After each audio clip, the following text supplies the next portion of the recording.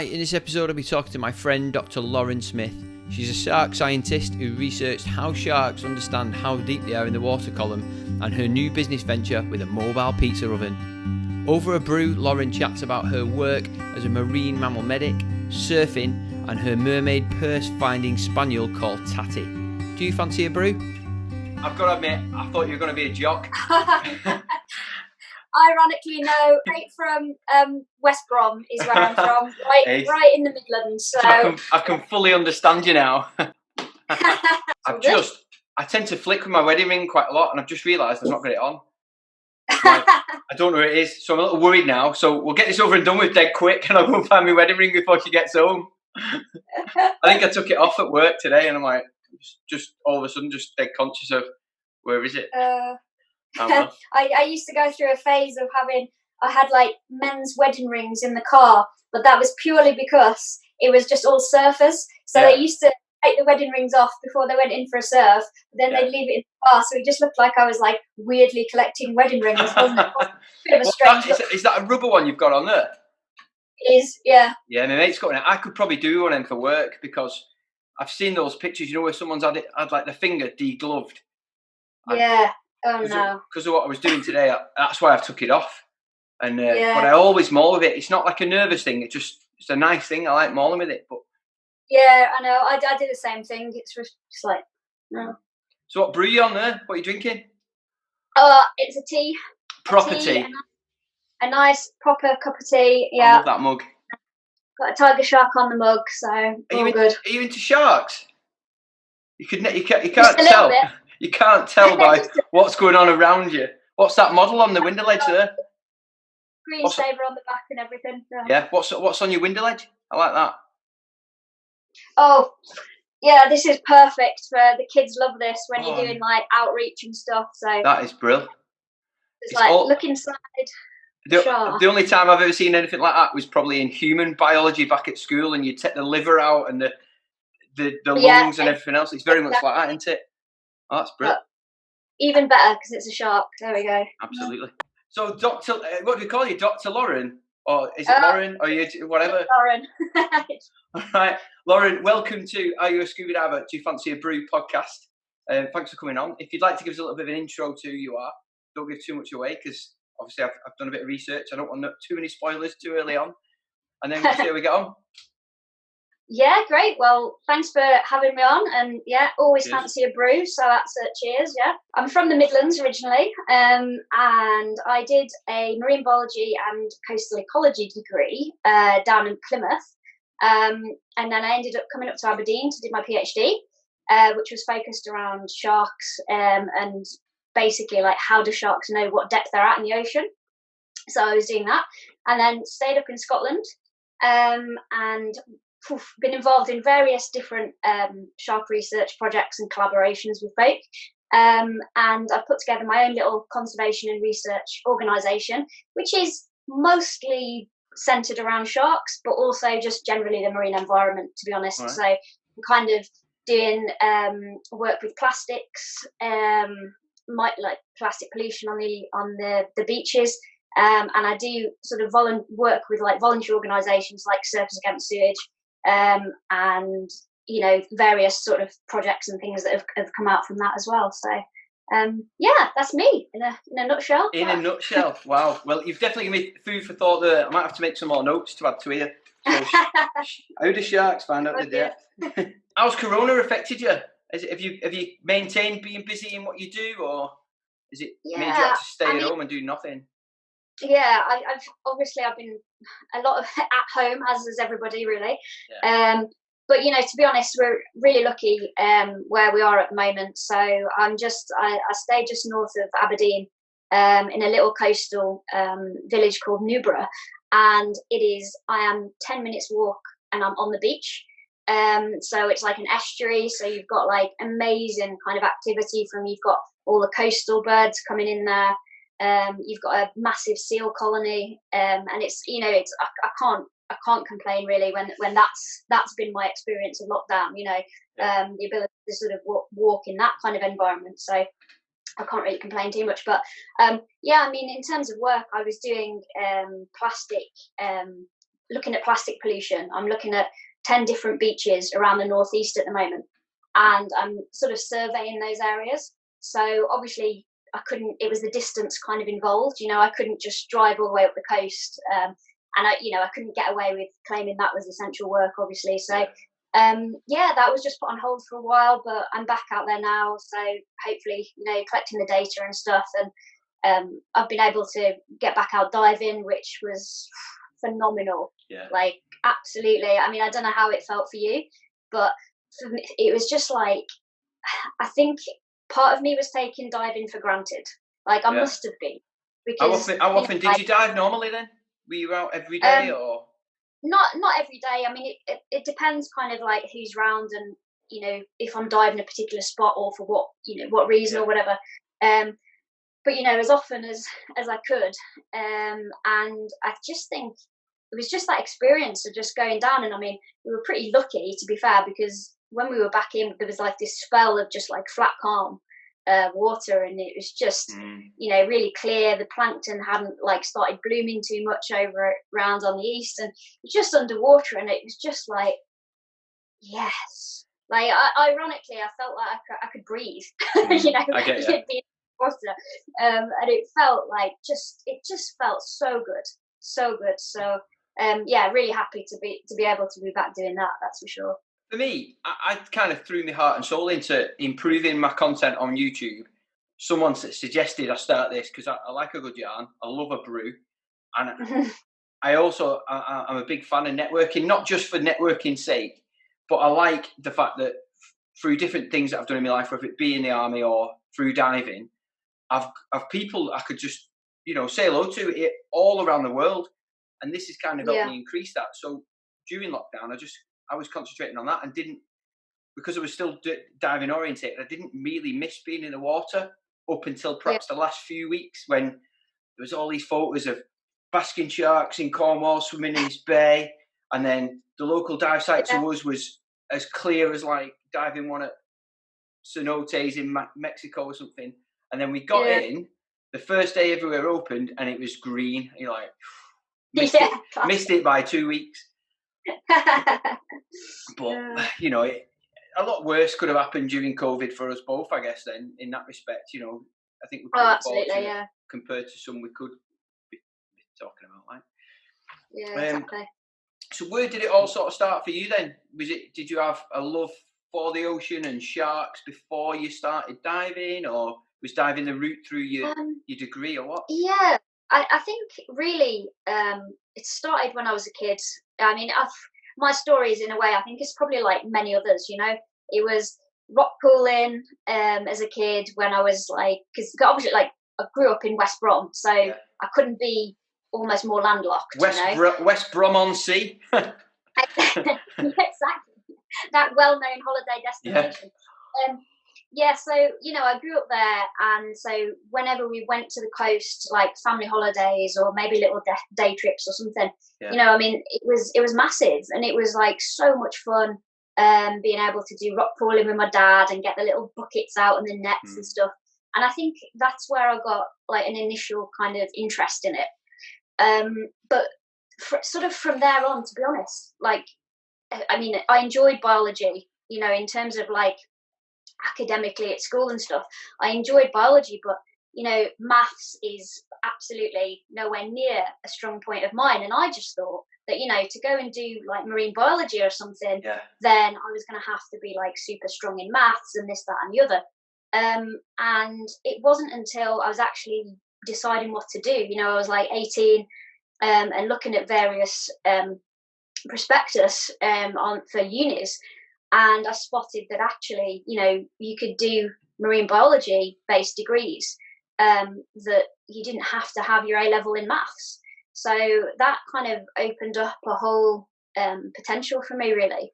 Right. So it was when I was at Plymouth that I learnt to dive. So it wasn't like part of the course. I mean, you get some like amazing courses now where you learn to dive like alongside your degree. But it was kind of like a complementary thing, you know. It was sort of, I'm sure they must have had some sort of affiliation, you know. Yeah. The diving and sailing centre with the uni. So I started diving with them, learning to dive when I was 18.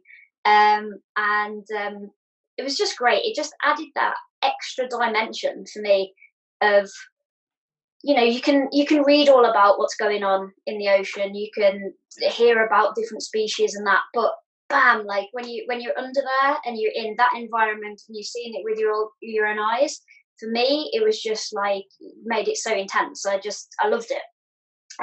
So that's when I kind of started getting into it, and it was really, to be honest, it was through my marine biology degree at Plymouth that then my interest in sharks was heightened. Yeah. But I hadn't had, I didn't do anything really that was shark related until I got into my final year at Plymouth. Yeah. And it was then that we got assigned an essay piece to do, basically, like a coursework piece. And we had to look at, I think it was a highly migratory species. Something like a highly migratory species that was with a conservation concern or right. Words to that effect. Anyway, yeah. And that is when I really started looking at different shark species, and I looked at blue sharks. So I started like really getting into looking at shark finning, looking at overfishing, and I mean, up until that point, I had no real idea. And then I was just like, blimey.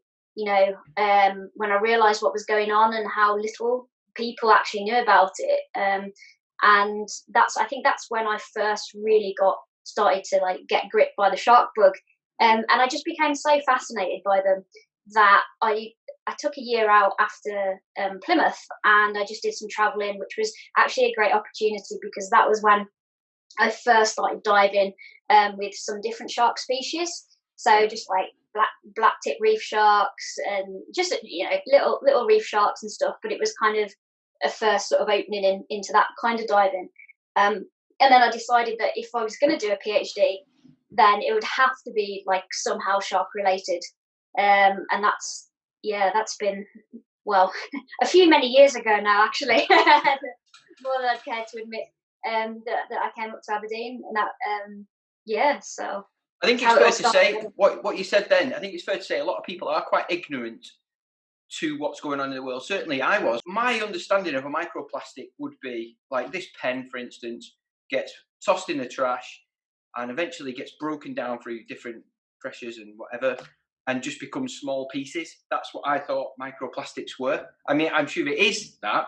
Yeah, to a certain extent, yeah. But then all these things in cleaning products and even like the t-shirt I wear, if this is polyester or even if it's recycled fishing nets, it will still break down and become these microplastics that I just had no understanding of, which is phenomenal because I would perhaps be able to alter some of the things that I do buy, given the choice. But then we went on to like the likes of Tesco and Asda that I probably use more, that don't really have enough opportunity to buy products that aren't single-use plastic, like your razors. Clearly don't use one, but even like I've seen a bamboo toothbrush, but it was in TK Maxx. It wasn't in Tesco.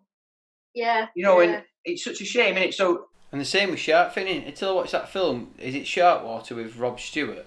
Rob Stewart. It's an amazing documentary that when that drone took off above that factory and there was just tons of them, and that was nothing. Yeah, and I think it's like, it is sort of the scale of things, and I think sometimes you can get into a bit of an echo chamber with people that and you're surrounded with, and poor people who happen to encounter me after listening to sharks and and all that chat. But so then you kind of get this like the idea that most people actually know about this subject or whatever, and you kind of forget that actually general public or whoever, unless you actually come into contact with this information, how are you going to know? It's just not, it's not out there all the time. So I think it's one of the things that and when you're talking about spreading information and you're trying to get information out there, is that just like never forget basically that it might be the first time that someone's heard about something. So yeah. the education side and that is just so important. And I think that's something that you've just got to get out there and on whatever level it is, and like do your best to kind of like speak about issues and stuff and make sure they're as well known as possible. But run the risk of being going on about it a lot, but never mind. Yeah. Well, I spoke to a mate of mine on here a few weeks ago, Fernando Reese, and he's massive on shark conservation, isn't he? And I listened to that thanks. podcast, yeah. Thanks very much. Feel validated. Get in. So I asked him the question: why do we need to be like signing petitions to get the government to stop the import and exportation of shark finning? Because I thought, well, if it's banned, and everyone knows it's a bad thing, like we knew CFCs were in the 80s, 90s, so we banned all them and so on and so on. Why are we having to sort of lobby them or sign all these petitions to get them to have votes on it? And I didn't realise, second to cocaine, it's literally the biggest black market product ever. So it's all just backhanders and bribes. And I was like, I'm so naive. I need to read a different newspaper, or read any newspaper would be a start. But I just didn't realise that the world was like that. I mean, it's difficult, even looking at sort of policy and management, and it's about, you can, say you bring a law in, fine, you get this, but then how are you going to police it? How are you going to enforce it? If someone does break the law, what are going to be the repercussions? Because, if you kind of see this with like marine protected areas and stuff, you can have the designation of an MPA, but what does that really mean? Unless you enforce, that as a management and actually look at like what's going to happen if this is broken or that law's broken, then it doesn't really mean anything. It's just words. So it's kind of China's parked all around the outside of the Galapagos now, aren't they? Yeah, they're sat right in that. Basically, what would be like a migratory route. You know what I mean? If you've got this section protected and that section, but then you've got a nice little channel in the middle. It's sod's law that's the route that sharks, etc., are going to go and going to take. And yeah. One of my mates jokingly said the other day to me, he said, "What you want to do, Andy, is sell your house, sell your van, sell your business, and go to the Galapagos now because it won't be there in about 3 years because it'll just be fished out and gone." Yeah, and isn't that just depressing though? It's horrendous. It's horrendous. Yeah. I know. It's difficult, and I think a lot of these areas as well is you need to get that sort of effective policy and management in place because it just has such repercussions. Everything's so interconnected. And I think surely, like the whole coronavirus thing has also shown that, in a different way. But you've got all the marine life. It's just not segmented away and just in one little controlled area. No. Everything's so interconnected that we need to get all this in place. Otherwise, right enough, it is going to disappear. So, not a good thought, but yeah. Well, keeping it on that sort of morbid and depressing talk. Right. So I believe through a bit of research and whatnot, obviously I do that before I get a guest on, that you're a marine mammal medic. Oh, so yes. Are you kept quite busy with that, certainly where you are right on the coast now? Is that something you get a page? Yeah. Does your pager go off all the time? Coming up? Yeah, that's it can do, yeah. There was that's with the British Divers Marine Life Rescue, which I've got to say, I've got to plug. It's a great charity, and they rely on volunteers who do a fantastic job. They run training courses, so basically you'll go and do your training course, and then you're geared up in 4 assessments. So you can go out, you can be called out. Say, for example, if a member of the public finds a seal on the beach where maybe there's no other seals around or it's an unusual spot or whatever, then they tend to report them to BDMLR, and then a volunteer will go out and assess the seal or the situation. So then you kind of decide whether the seal is perhaps just taking a rest, totally fine, or is there any entanglement issues? So has it got any fishing gear around it? Does it look malnourished? Does it look dehydrated? Has it got any general physical problems? And if so, does it need an uplift? Which is then obviously the very fun task of bagging or boxing a seal, which is as difficult as it might sound sometimes. Do they like a bit of a scrap? They can do. You can get very, very feisty ones. Really? So you know, and you definitely want to avoid a seal bite. They've got a lot of bacteria going on around on their teeth and on their mouths. So you don't want to get a nip by one of those. So I'll bear that in mind. I'll bear that in mind next time I go to the Farne Islands and I'm playing with one of the reds and they're like gnawing on my hand, and I think that's fine, that. And then I'll go and wipe my nose when I get out, and I still got my gloves on or something. Yeah, exactly. Don't lick your fingers after that. Oh no! So how long have you been doing that? Quite a while. I was actually I started that when I was at Plymouth as well. All right. Years and years ago. But to be honest, it's only been recently that I've actually been able to volunteer like effectively for it. Right. Like some of its location, obviously the ones that I'm right opposite the beach is dead easy for me to go and check out. But you know, other bits it's just like transport, and you know, when I was 18 didn't have a car yet and stuff like that, so lot easier now. But it's a really, really worthwhile thing, to be honest. So we see all sorts of different things, and mostly seals. Well, obviously, because I'm right by a seal colony.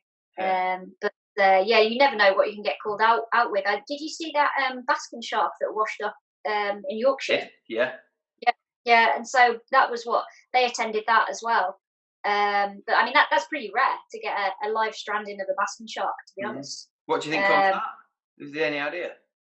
I don't know. They're going to carry out like necropsies and take all the samples and send all the samples away, I assume. So I think hopefully they'll get a bit of an indication, but don't know at the moment. But sad, isn't it? Well, we bumped into him at the Go Dive 2020 show in Coventry. You know, I think it was February time we went. I get really confused at the beginning of the year because we did loads of stuff in January and then not just a bit in February because the weather was really bad, and then March was just like gone, hadn't it? So I think it was February, but we bumped into him and he had these big inflatable seals that look like bean bags, just to sort of emphasise the actual size of them. And they are massive, so I wouldn't really want to try and like accost him when he's feeling a bit nervous and out of his normal comfort zone. There's a lot of people around it. But it sounds interesting now. I mean, I wish I lived nearer the coast to be more involved with things like that. And I think that's our next step. We were diving last weekend in Anglesey and come across a house that's right on the coast. It's the right kind of money. The biggest problem is me re-establishing a business over there at my age. You know, just turned 40. My wife, she's a forensic biologist. There's not a lot of need for that there because it's in the private sector now. So it's kind of hard. You know, she doesn't work for the police as such. The police employ her company. So for us to go and be such a vast amount of distance, like a 2-hour commute, she can't do that. Tricky, big decision. I'd love to, but you've still got to maintain some kind of a life, haven't you? Be able to pay your bills and stuff. So yeah, exactly. I think it's it's a balance for sure. But yes, you just try and do as much as you can and when you can. Well, that's it. If we can get over there every weekend and do something good, whether it be making a video to highlight what the area is like and the interest under the water, you know, from what I can gather from the locals that have sort of invited us over, they're more than happy for that because it's increasing the tourism footfall for them, rather than, you know, just someone who just drives through it and goes on to the next village, perhaps. So that was kind of a good thing. That if I can do anything good at all, it'll be that.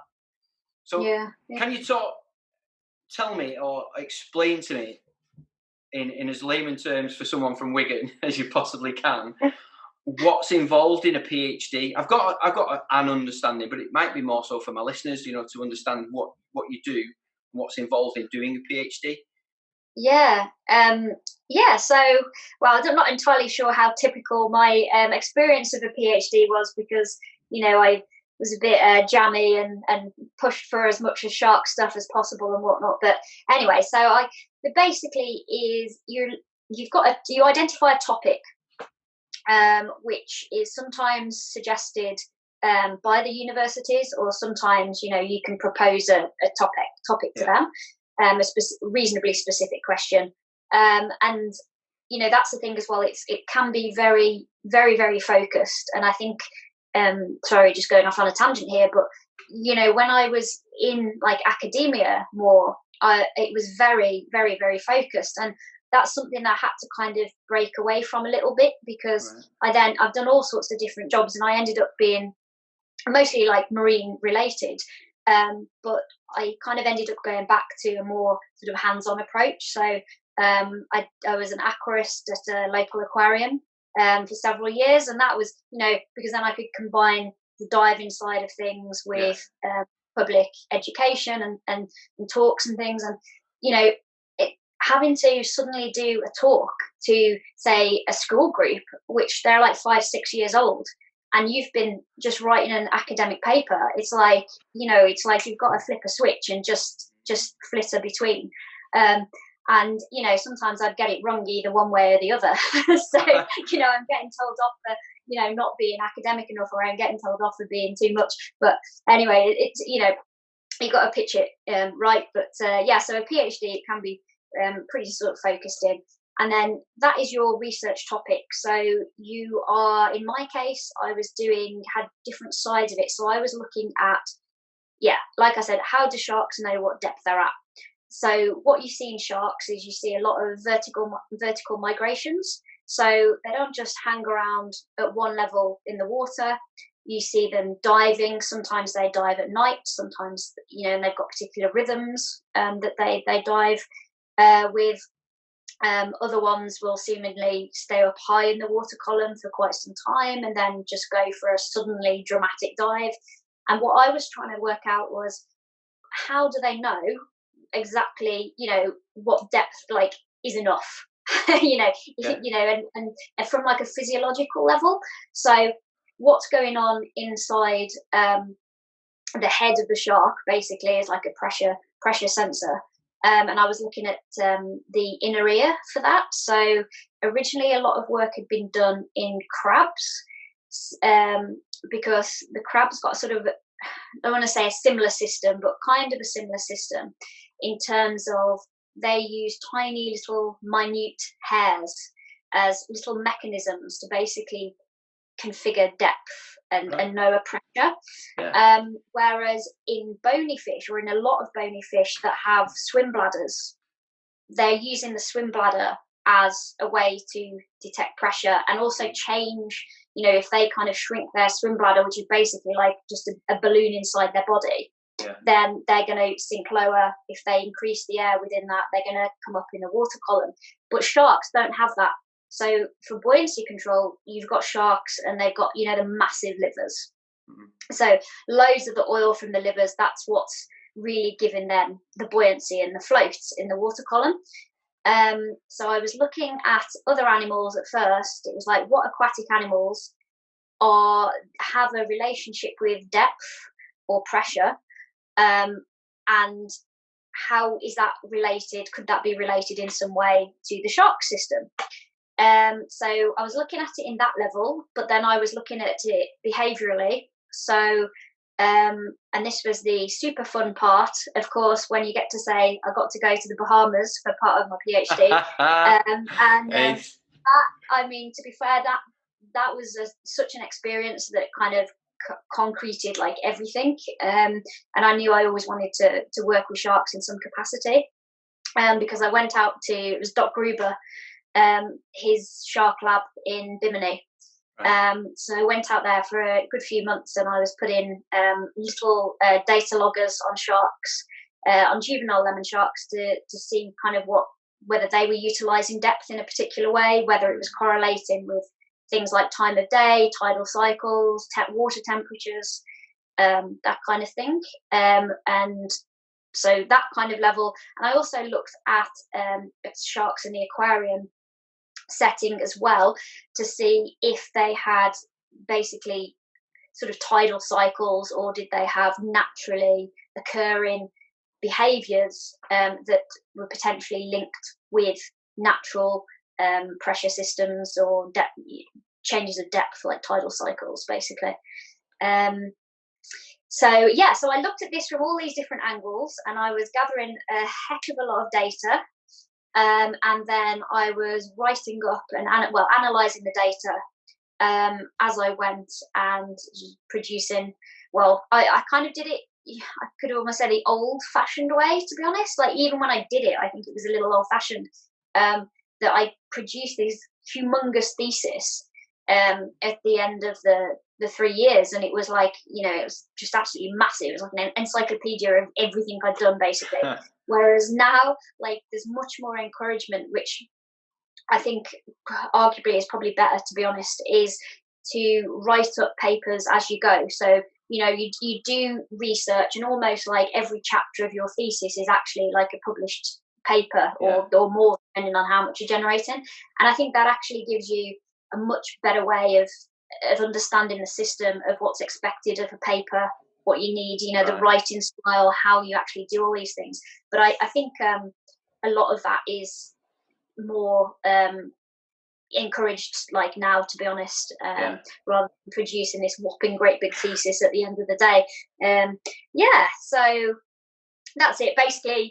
You get a research topic, you're doing all your data gathering, and you're trying to make sense of the whole thing at the end of the day, while maintaining a nice student life, which obviously inevitably involves a few pints, etc. So nice. Yeah. Did you answer the question at the end? Sort of. You could say. I think it's always possibly and potentially, isn't it? So pretty sure that there is a mechanism within the inner ear of sharks that is capable of detecting pressure changes.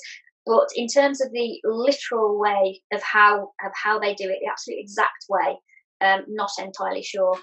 But there was it spans into like the whole Sharknado franchises in my mind, because I was just like gutted, because at the time I was looking at Michelle Huipel she was at Moat Marine Laboratory in Florida, and she had been running a study, and by pure coincidence a hurricane had hit this area, and she got tags on sharks within this area where the hurricane was coming in. And before the hurricane hit, these sharks, as it turned out when she later got the data off these tags, that the sharks just fled into much deeper water. So they were in really shallow water, and you can imagine kind of the associated wave action and everything. They could ring back without weight. Exactly. And so when she looked as well, the only correlation with the shark's behaviour, because it happened quite early on when they decided to go, was the trigger of the barometric pressure. So the pressure had changed to a certain level, and all her data seemed to correlate with that made the sharks go, there's something weird going on here, we're getting out of here, something's going to kick off. So yeah, she started looking at that, which is I went and visited her when she was at Moat, and we had a chat about this and stuff. So that was a lot of kind of the impulse, in a way, of looking at sharks and stuff. But with that, you can just kind of, it just feeds into Sharknados and severe weather patterns and all of this. And I just I really should have been cleverer about my PhD. Well, I don't think I could have got away with a Sharknado title for my PhD, but could have been cheaper. But. Well, that nicely segues us into Saltwater Life UK, because sharks live in salt water. So tell us a bit about that. So I started this early on, I guess, when I was still finishing my PhD. I started it was just a Facebook page, and at that point, Facebook and stuff was pretty early on, there was not that many folk on it and stuff and everything. But I started to put together just information and different little education, sharing different work that was going on by different people on it. And a lot of it, what I do now, it is UK based, I guess, because literally I'm here. But I've I've worked with folk in South Africa and different spots, and it's about any sort of different project collaborations really, and it's about just doing little research projects, getting little publications out there, doing educational stuff, so going to schools, giving little talks, running beach cleans, and just like trying to get the message across of various things, and also just little bits of educational stuff really, and the kind of hands-on things. So if I'm doing a school thing, I'm showing like shark egg cases or fossil teeth or different things, and letting kids get a little bit hands-on with stuff as well. So yeah, I've been running that for a good few years, and it's something that ticks on really in the background, and it's just there's not an awful lot of work, particularly in Scotland, I'd say, looking at local shark species, and a lot of people just think, sharks are not going to get many in the UK, and it's just not true. So we've had all sorts of sharks around the coastline, some of which you're seeing these smaller dogfish and things when you're diving, but we're starting to see skates, the common skate or the not so common skate, that's absolutely enormous, and more sightings of that actually happening. So I'm really hoping that's a good sign. But people just they don't realise what's in our waters really. So being able to just get some of that information out there is brilliant. Well, I've been taking I've got 3 daughters, and for at least 15 years now I've been taking them. Not all of them because they're not all that young, but been taking them to this beach on Anglesey that we dived on a couple of weeks ago, and I love it because it just goes out for quite far. There's tons of marine life in there, but it's only 5 meters deep at the edge of the headland, and it doesn't really drop off much there either. There's not much sort of tidal range, or certainly no flow anyway. Excuse me. And when we came out a couple of weeks ago, and I've got my camera and all the rest of it, and the guys are like, so what have you seen? And I'm like, mate, you have no idea. We've seen this, we've seen it. So there's cat sharks, smooth hounds, thornback rays, nudibranchs, crabs, lobsters, jellyfish in abundance. But all these kids are just paddling around, and honestly, 40, 50 meters from them, they've not a clue what's in there.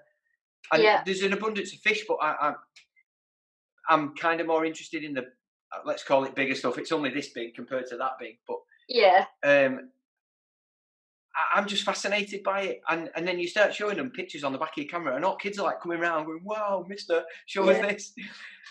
So it is brilliant, but my kids would never, ever, ever want to get in amongst that. They're happy to watch what dad's been up to, but they're so sort of shy and nervous of it. So I think it is a good thing to start getting into schools and ploughing into them. Sharks are not actually that scary, although they're massive. So anything massive is going to be scary, but they're not as dangerous as perhaps they've been portrayed in that. So stuff like that, Sharks for Kids, and the talks that you do, and even when I was talking to Fernando and he does stuff like that at school, I think it's brilliant, to get involved in. Yeah, and I mean, kids as well. They've got such a great understanding actually of what's out there, and I think if you can give a sort of perspective on it, and it is like you say, there is still a huge kind of misunderstanding of sharks, like generally, and that, they're so critical as well for the ecosystems. This is the thing, it's not. It's kind of, they're just really integral to the habitats, and they need to just stay in the sea. So whether that's kind of, you're not necessarily kind of, when you're speaking to kids about them, it's not always about encouraging them, saying like, oh, you should go diving with sharks, like you should get in the water with them. It's more about kind of teaching them that they're just an integral part of the habitat, of the ecosystem, and that we can't just ignore them. If they're getting fished out, overfished massively, or targeted for this, that, and the other, we really need to just get a grip on this, and encourage people and the lawmakers and policymakers to be able to actually do that, and get effective management of them. So I think it's on all levels, kind of basically, if you can get the next generation engaged on like why they should care, and not just kids, adults, everyone, to be honest, as well, because they'll always end up talking to somebody else about it, and you never know how the information might get passed on, really. So it's always a positive. But I think photography as well, so like you mentioning you taking of photographs there, that's something that I've definitely got more into over time as well. And I think that, you know, sometimes you can speak as much as you like, or you can write text as much as you like, but bam, you get a hard hitting image. It just speaks like volumes. And it's not, God, I'm sure you'll know, it's not exactly a cheap hobby to get into. No. Yeah, so I mean, and to a certain extent, a lot of my setup's actually like pretty basic, to be honest. It's not, you know, my main camera is like 10 years old now and whatever, but I'm still hopefully getting the results that are good enough for me out of it. And then I use a little compact system for like macro, so nudibranchs, etc. and stuff. I usually take out because it's just a little bit easier setup sometimes to grab and go, and that's great as well. But you know, recently actually I was just diving just around our coastline, and we're getting really just stunning scorpion fish, butterfish, leopard print gobies, you know, leopard spotted gobies, sorry, things like that. And you know, you take the photo and you show folk, or the nudibranchs, you know, and people are like blown away. They're like, "Oh, where did you take that?" Like Indo. It's like, no, Macduff, you know, and it's just like blows people away, purely because, you know, you're then given a window to that undersea world, aren't you? It's a great tool. I love photography for that, and I also just really enjoy taking photographs. I think it's a great medium. So yeah, I've become a better diver, I'd say.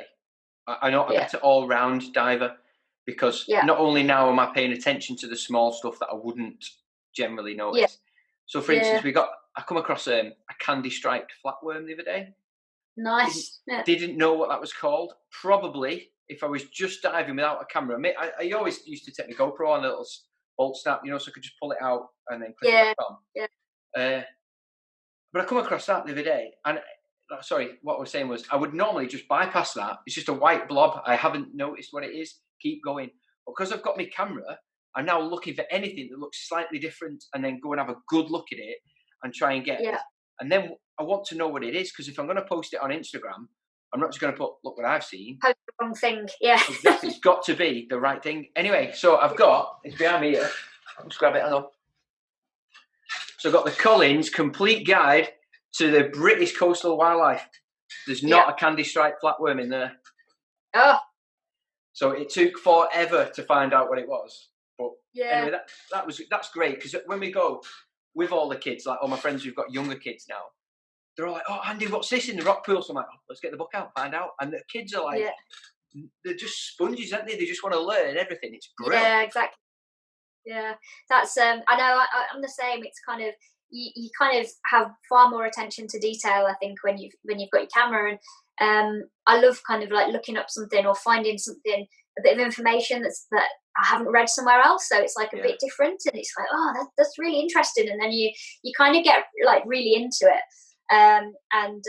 It's great to sort of just increase your own knowledge all the time, isn't it? Definitely. It's really great. No, I love doing that as well. Did you take a lot of pictures outside the water as well? Are you into it? Wildlife I've started doing more now. But lockdown and everything. Actually, just before we went into lockdown, my mate had lent me his 400mm lens, which is like pretty decent sized lens. And you know, then literally a few days later, that was us in lockdown. But I'd been using that to kind of go out, and I kind of got into more sort of like bird photography, and started. I've seen one on your Facebook. That's what's around. Yeah. So started sort of doing that and taking pictures there. And I think I guess mostly wildlife, you know, photography. That's what's interesting. But I think any kind of outdoor, for me, it's just like outdoors, wildlife. You know, whether it's marine or terrestrial or whatever. I just get so interested in it, and I think that there's so many things out there, and I in various things I've jumped around quite a lot, with what I've done, sort of work wise and things, and I think it's just because I just find out something else, and I'm like, oh, it's really interesting. Yeah. And then I just get so enthusiastic, and then I'm just like, look at this, my poor husband, because I'm like, did you know, blah blah blah blah blah, and he's just like, yeah, but I like, but we'll see. So and I just find it all so interesting, because there's just so much out there that's fascinating. So that's kind of what I think firstly gripped me about diving. There's so much to learn. Even just about being in the water, not about where you were or what you were diving on or what you would see. Yeah. But then added to that, and then getting the camera, you can do close-up wide angle, you can do great big portraits, or you can do macro, and then you've got your different light levels, different black backgrounds or bright backgrounds or bocketed backgrounds. There's tons, isn't there? It's just not enough time. There's not enough time to do it. What's like your favourite thing that you've photographed underwater, do you think? For me, honestly, not just saying this because you've got this love for sharks, but we dived in Lanzarote in January. My mate lives on the next island down, Fuerteventura. Yeah. So he can get the ferry over. So he brought all his cylinders, and we obviously flew out there. And there's these wrecks in the old, I forget the actual town. It's the old town, let's say. Anyway, whatever, the old town harbour wrecks, they call it. It's 3 great big wrecks in about 35 metres of water. So as we've swam out, it's a half an hour swim along the wall. Can you imagine that? Drop down into 35 metres of water, already knackered, and there's a female angel shark just laid there. And honestly, I was that far from her snout, didn't mind me being there. I crept up really slow. I have had a bit of training with angel sharks as well from Fernando, so I kind of bear that in mind, and just laid still, went really negative, just laid flat, and just took loads of photos. But that's not my best one. Steve is on a rebreather, so he sort of sneaked up behind us. So I've got a really nice shot of her and him, sort of. Yeah. Which obviously Nick Robertson Brown, I think you know him as well, don't you, from NUPG? Yes, yeah. Well, he always tells me, you've got to take a photo that tells a story. So you've got to have a diver in, you've got to see their eyes and all the rest of it. So that was quite good. So after a while, I thought, we'll just leave her be, we'll move on. So we kind of came around, skirted around on top of one of the wrecks, and she followed us. And then I shoot fully manual now, and I just happened to have the perfect settings on my camera, and just went ding, ding, ding, ding. Got 4 good shots, but there's one where she's right next to me, and the pectoral fin just kicks up, so you can see the white underside of it, and then all the sort of mottled top. And I was just like, I've done it now. I've got a good shot, and it was about, I don't know, maybe out of about 100 shots I probably took on that dive, I had about 4 that were gleaming. There was a lot of stuff in the water as well, though the viz wasn't as good as it could have been. So it took some faffing in Lightroom to try and get some of that out. But that will be for me so far, after having it only a year. I'm quite happy with that shot. So it's on all my backgrounds on my like YouTube and everything else. Yeah. So I'm quite happy with that. What about you? Oof. I don't know about my.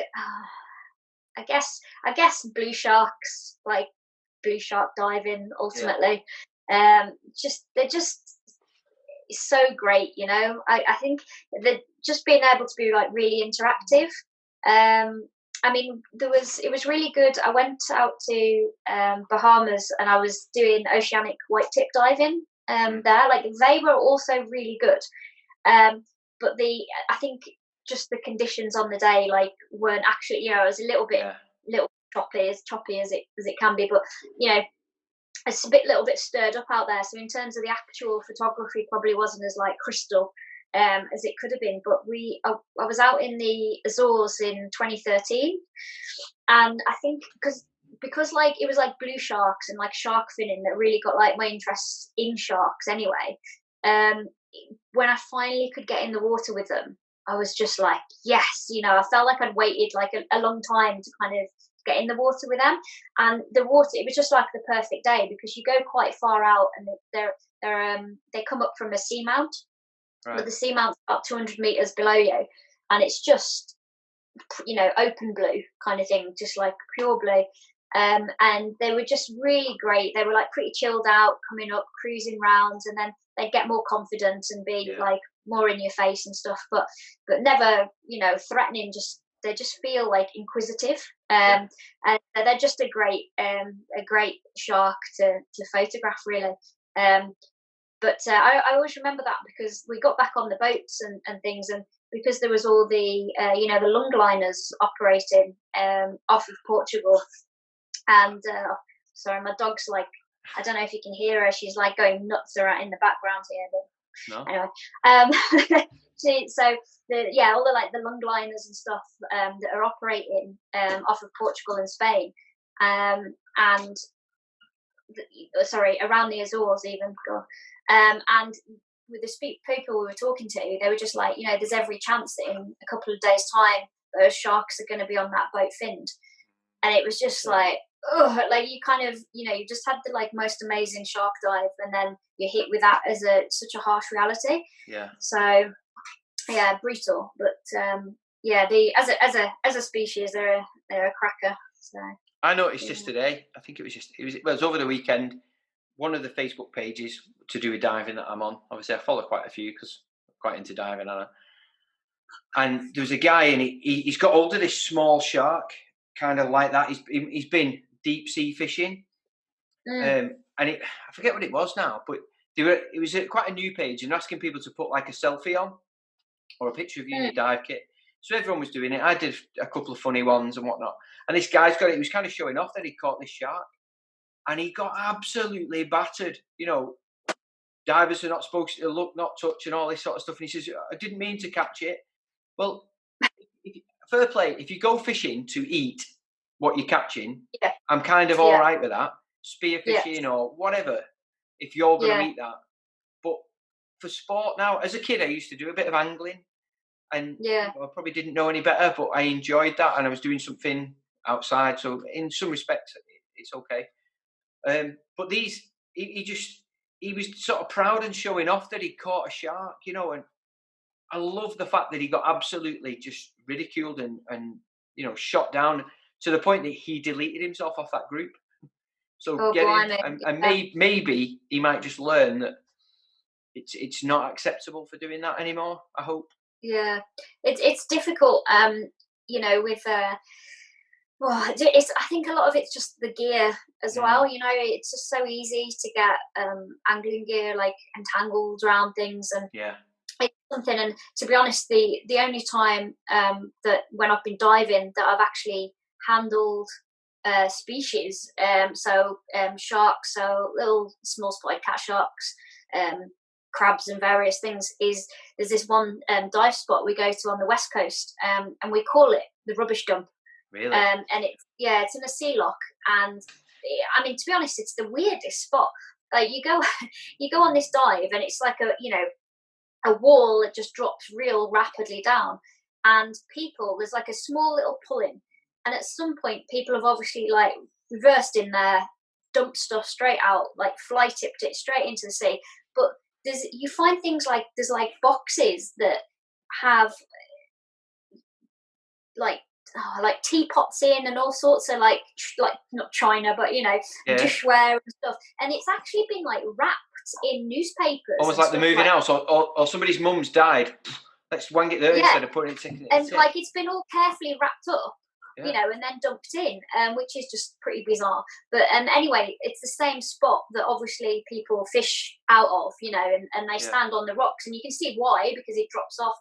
And of course, they also don't know that there's all this stuff that's been dumped there, all this crap of people's belongings, and so obviously stuff gets you know, the lines get snagged and everything, but then you've got like baited hooks left there. So if we're going that way, we'll quite often dive that spot, because we'll just check, you know, and we found cod, you know, on there that have been managed to get the hook out and release them. Really? And then there's the cat shark, you know.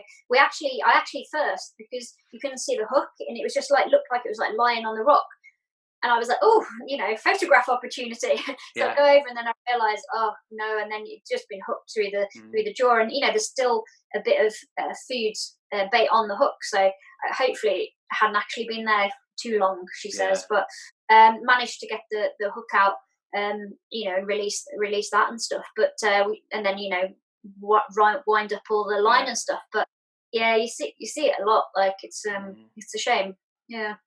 In the defence of the sort of angling industry, certainly we're talking freshwater stuff here. What I used to do, we always used to use barbless hooks, which I feel a bit bad saying it now, but let's be honest, it's life in it. You can't pretend things didn't happen. But as a sport, it made it more sporting. You know, the chance of you losing that fish because it could get off, or if it did get snagged, you know, there was the chance, and it was also less damage because I remember a barbed hook, you've got to try and find a big enough hole to get that barb past, whereas these barbless ones, they just sort of, it fell out before you didn't have to touch it. So, I mean, I'm talking 20 years ago now since I've been fishing, but I couldn't imagine trying to pull one out now. Yeah, I mean, it's difficult as well, you know, because like there's a lot of folk in the angling community that are, you know, fantastic because that's where you get a lot of data from. You know, they're the guys that actually quite often know, you know, exactly where different fish are cropping up and stuff.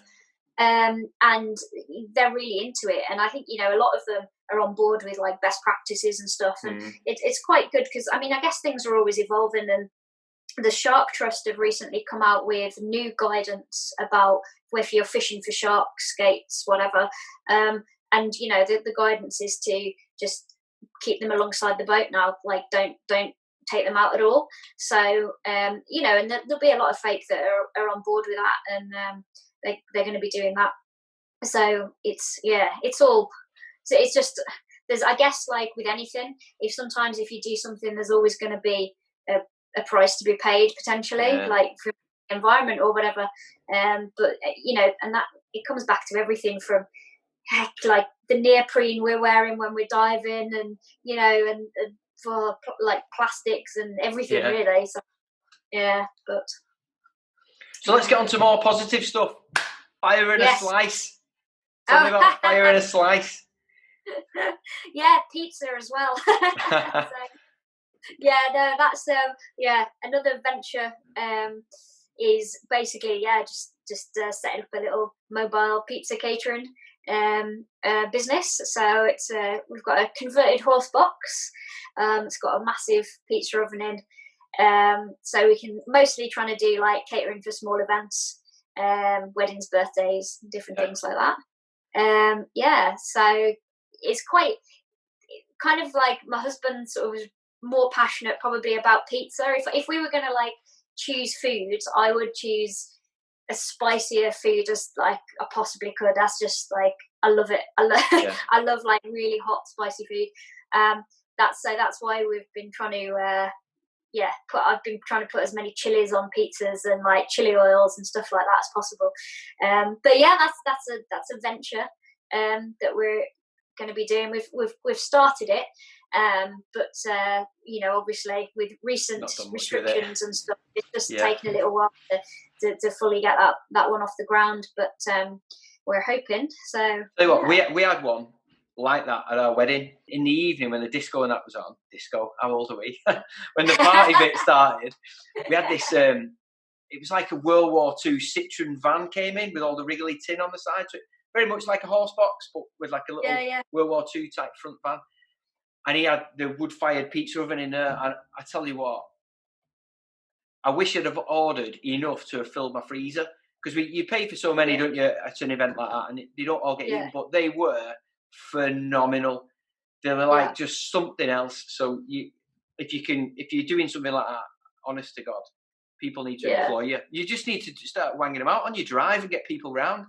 I think once you've had like a proper like pizza like that, you know, and as well as like we've been trying to get like as much like locally sourced like produce as possible, making all the dough, all the base sauces, everything ourselves, and it's just like it makes all the difference. Like you can't believe it's like a totally different pizza. Absolutely, it's not like you're getting one from Asda. They're nothing like that. Without preservatives in, and it's certainly not like from your local pizza shop, just dripping in grease from the cheap cheese. It was, honestly, I can't. I just want one now. Guess what I'm having for my dinner now? We're making a pizza. It'll probably just end up with cheese on toast. Yeah, yeah. Yeah. So we're hoping that's going to go good, and then it's something that we can sort of move around with, and we can kind of fit that into various things and different lifestyle changes and all that gear. So we'll see how it goes though. But yeah, in the meantime, we've been eating a lot of pizzas, taste testing a lot of pizza. So it's been good. It's been good fun. So to that end, do you have much time for hobbies? Because I should imagine every waking day, if I was in your job sort of thing, I'd want to be in the water or doing something water related. So I know you've got a dog because you said you were going to give her a walk before you came on, and then you're running this little business on the side, and you've got all these other things going on. What else have you got time? I think we try and do as much as we can, really. I mean, like most of stuff is like just like outdoor stuff. So if surfing, mountain biking, hiking, just active stuff, to be honest, as much as possible. But got the dog. She's pretty good. So I'm doing bits of work with her at the moment. So I'm working on when I'm along the beach and I'm looking for like egg cases, like shark cases or skater cases that have washed up. Yeah. She is really good. She's a Spaniel, and she's just really good at anything like scent related. She's also obsessed with a tennis ball. So, all she needs is a reward is like her ball, really. She's just fixated on it. I've been working with her, and we're doing some little trials of basically her finding the egg cases on the beach, which is ace. It's like I can just like combine, the dog walk and just like dog fun, dog stuff with the sharks and skates and stuff. So that's quite a fun little project. But just anything outdoors is what we end up doing, really. So awesome. Well, my sister-in-law and her wife and 2 kids, they live just not far from you because she works in the oil and gas industry. And I couldn't tell you where, but if Aberdeen is on the right, it's not. It's maybe a finger space to the left on a map, if that makes any sense. But we flew up to them a couple of years ago for her 50th. A wife's 50th, and it's just too far for us, Scotland. Whereas North Wales is just right, even for a day dash, but certainly for the weekend. But a 6-hour drive for us up there with all the kit, and then get back for a weekend. It's a shame because it's a marvelous sort of place to be, isn't it? But there's for sure. Like there's some great spots, but I mean, for me, like because where I grew up, like in the Midlands, Wales was where we went, and like I think North Wales, like the hiking in North Wales and like the coastline is absolutely spot on. Absolutely loved it. Yeah. It's a great location you've got if you can get there, pretty quickly. It's like pretty good. Just as you sort of cut through Chester, there's a bit of a bottleneck there. It goes from being a proper motorway to a dual carriageway, and in some respects, single. Well, the speed limit drops down, and there's cameras and police all about. So it can become a bit of a bottleneck, and hit it in the wrong time of day, and you just may as well turn around. But there's pluses and minuses to everything, isn't there? To take the rough with the smooth and enjoy it and whatnot. So, have you had your dog on your surfboard yet? Oh, I've tried. When she was a pup, she just wanted to follow me like everywhere. Yeah. So if we were on the beach, and then if I went into the sea, she would just try and come along, and then she'll clamber on the surfboard and like just try and like ride a little wave in with her kind of thing. So she's pretty funny, but I know I should try that one more often. But the trouble is whenever it's out or something, she'll just dive on it, and it's just like, oh no, like the scratchy, get your claws off it. Down here I should get. She's just asleep in a basket. I should get her up, really. Yeah. Come on. What's she called? She's called Tattie, as in little potato, but she's got. There's a nice another segue right there, because I've seen you've been growing some veg, haven't you? Yes. How's that going? That's good. Yeah, I used to grow like when we've stayed somewhere else, and I'd got like a greenhouse and everything like that, and that's been pretty good. But just it's totally worth doing as well, just rewarding, and I've got quite a few different chilies on the grow at the moment, so I'm hoping they're going to do pretty well. But we shall see. I suppose the joys of having, right on the beach as such, so you can take your dog and be with your dog all day, but then you're working at home, so you can go and titivate things like that, can't you? And whereas if you have a job in the city and that 2-hour commute, you'd really struggle to fit that kind of lifestyle in, wouldn't you? So it's exactly. It is about like fitting different things in, but it's difficult though as well, because it's a lot easier in certain aspects of just working a 9 to 5, to a certain extent. Because see, just like when you're setting up your own businesses or things that you've got to look into, you just got to make sure you've got everything covered, and to a certain extent it is a lot. Well, with your own business, it's sometimes it's just a lot easier sometimes just to be employed by someone. But we'll see how the. Well, I got offered a job last week for someone who's reasonably wealthy. She wants someone who does what I do, which is a lot of property maintenance for letting agents as well as pest control. But she wants someone who'll ferry her around. If she goes out on a Friday night, she wants dropping off in her Range Rover and picking up. It's an electric one, so I don't mind. But the freedom I've got being self-employed is worth an extra 10 grand a year. What she has offered me is I can go and spend the next 20 years, if that's how long it is, working for her as like a general dog's body, just do it, do this, do that. But I'll have no freedom whatsoever. And I can't just come and go as I please. And that's what I love about being self-employed. So all this extra work that I'm doing, doing my books, doing my payroll, worrying about getting my receipts all sorted out and keeping legit, which is a big thing for me. It's definitely worth it 100 times over. I wouldn't dream of taking a job full time for someone like that lady. Although she's lovely, I love her as a customer, but I just couldn't imagine being employed ever again because. Yeah, you get used to that freedom though, don't you? Yeah, it's like it's suddenly easy. you kind of just think, actually, I'm kind of used to doing things my way. I think I work harder though. I think it's better for me because I'm sort of hungry for it. Every day you've got to be hungry. If you wake up one day and go, it's not for me, you're not going to put bread on the table that night. Whereas if you're working for someone, you can become lazy and complacent and not even care because they're going to pay you. Yeah. You don't have to care anymore. Yeah, exactly. Being self-employed, like you have to care. Like, and you probably do work more actually because it's harder to switch off from something that is like completely yours or that you're in control of.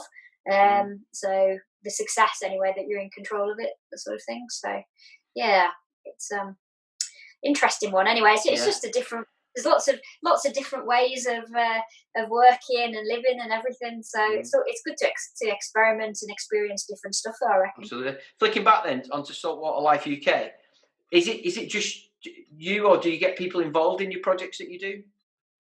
Yeah. So it's mostly at the moment, like it's mainly just me. But I've got there's like an internship out in South Africa where.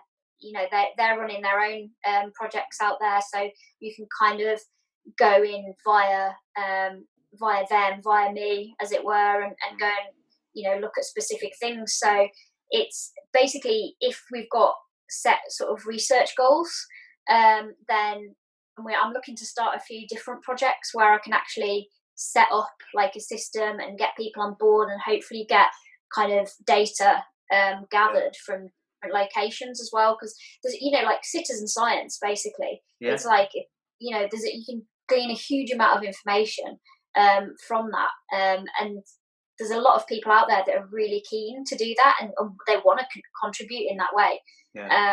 So that's always good. But in the past I've had volunteers that have also I've given them kind of like Sharks for Kids, like I've kind of been people information, so I've given them what they need to go and do a talk in their local school or wherever it is, or whatever event it is, and that's more of a communication kind of stuff to be honest. But I'm also doing like I write for the Surface Path magazine. So I kind of recently approached them and found out whether I could do like a sort of creature feature, because again, it's a lot of things of like, surfers, divers, whatever. They can be really interested in finding out more about like a specific animal or whatever it is that's in the water around them. And around the UK, it comes back to like showcasing British species, and around the UK coastline, what you can find. So I write little pieces for them, little articles for them. Again, each one is like focused on a different animal or mammal or whatever, bird, whatever it happens to be. That's part of I see that as part of saltwater life as well, is trying to reach like a broad audience. So not just about the research and the publication side of things, but how to actually broadcast that to a larger audience. I try and achieve that through freelance writing, basically in different bits, and see who'll take a chance and publish something. So I'd like to do more of that kind of written work, because I think that's kind of what gets out there as well into the mainstream, hopefully.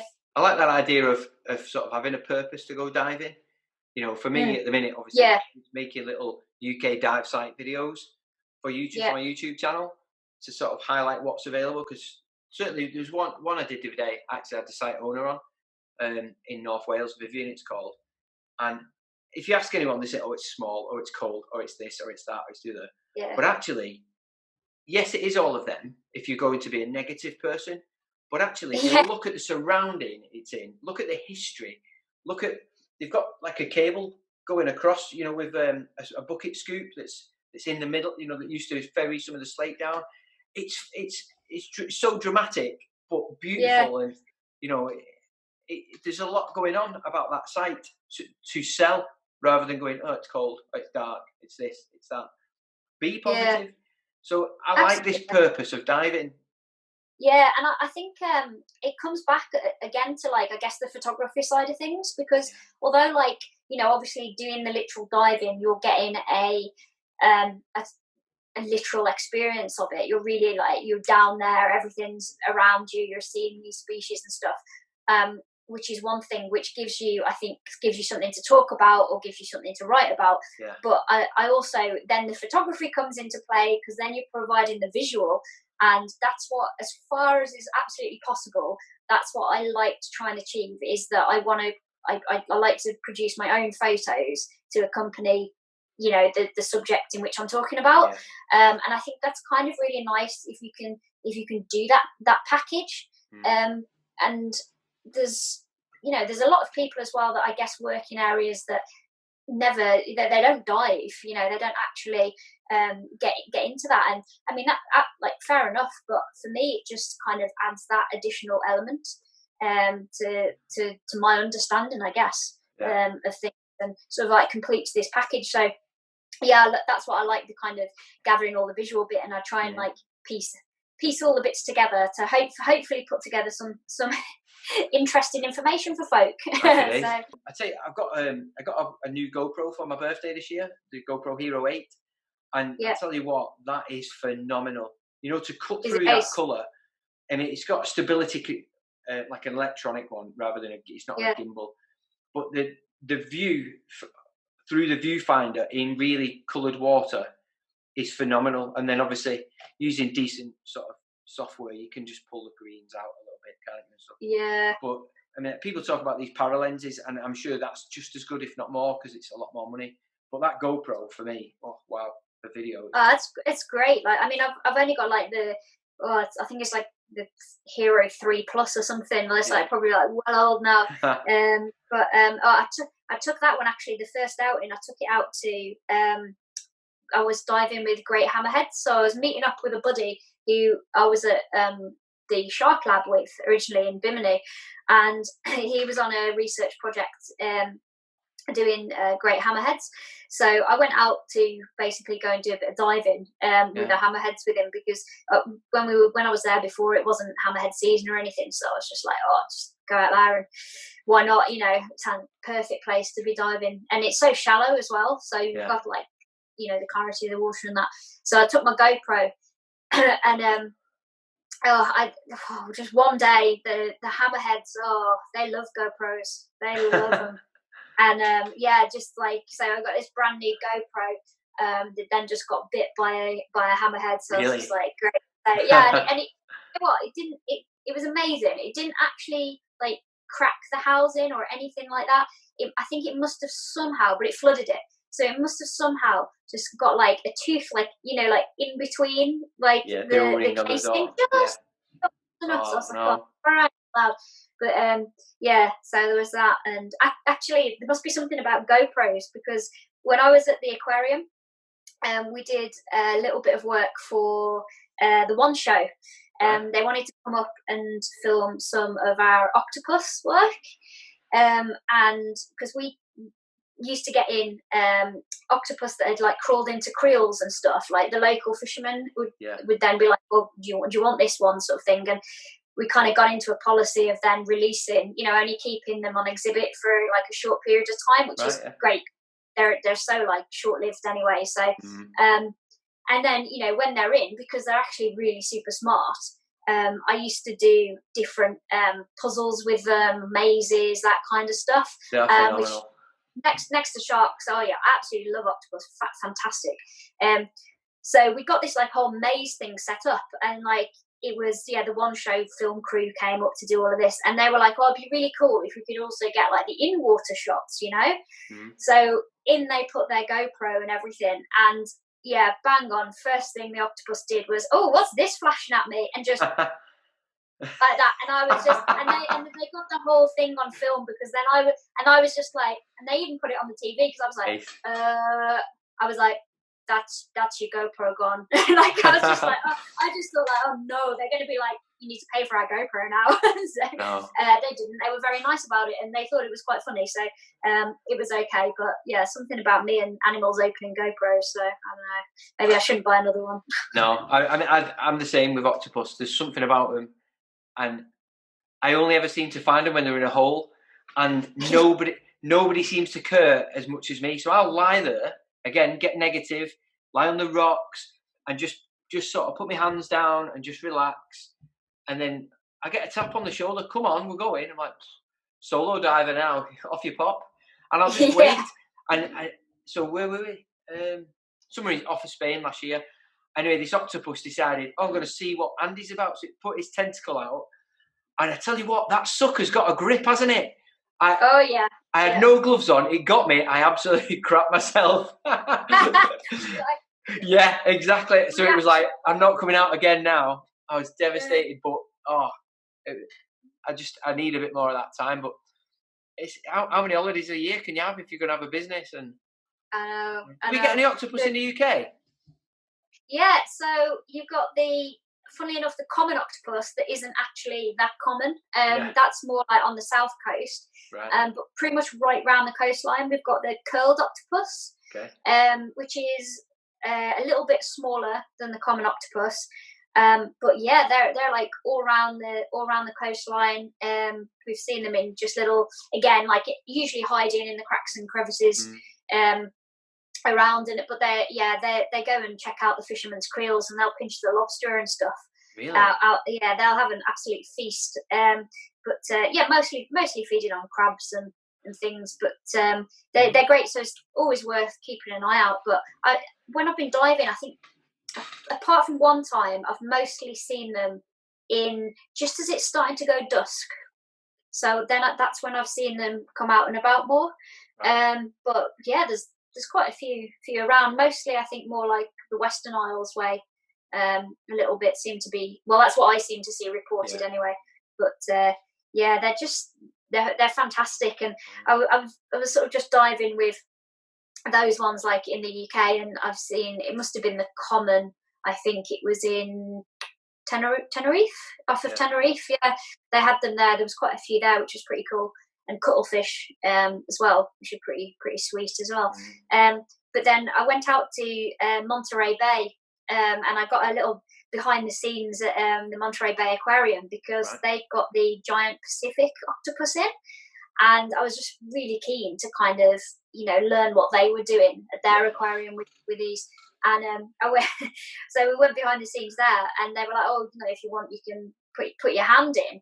And I mean, these, like, oh my god, I thought like an octopus this size has got a grip, but these guys, wow, yeah, incredible, that like sucker, vice-like grip potential. Yeah, fantastic. But yeah, absolutely fascinating things. Yeah. Awesome, mate. I could talk to you all day. Honestly, I think you've got a fascinating life, and certainly what you do for a day job. But anyway, at least we get to share a little bit of that, because obviously I've got a love for the ocean and diving and whatnot, so it's kind of good that we get to share that. So I do appreciate you coming on and sparing a bit of your afternoon for me. Right, well, enjoy the rest of your evening. Thanks a lot, mate. Right. See ya. Bye-bye. Thanks for having me on. Sure. So that brings us to an end of episode 20 with my friend Dr. Lauren Smith. Links to all the things we've discussed are in the podcast notes. My guest in episode 20 is Simon Morris. He talks about his life's work in the scuba industry and as an underwater sculptor. You've been listening to Are You a Scuba Diver? Fancy a Brew podcast with me, Andy the Northern Diver. You can find more scuba diving related content on my YouTube channel, and the link is in the podcast notes. If you've enjoyed this episode, please consider subscribing and leaving us a 5-star review. If there's someone or something you'd like us to discuss, let us know via our Facebook page. Thanks for listening. I'll see you on the next one.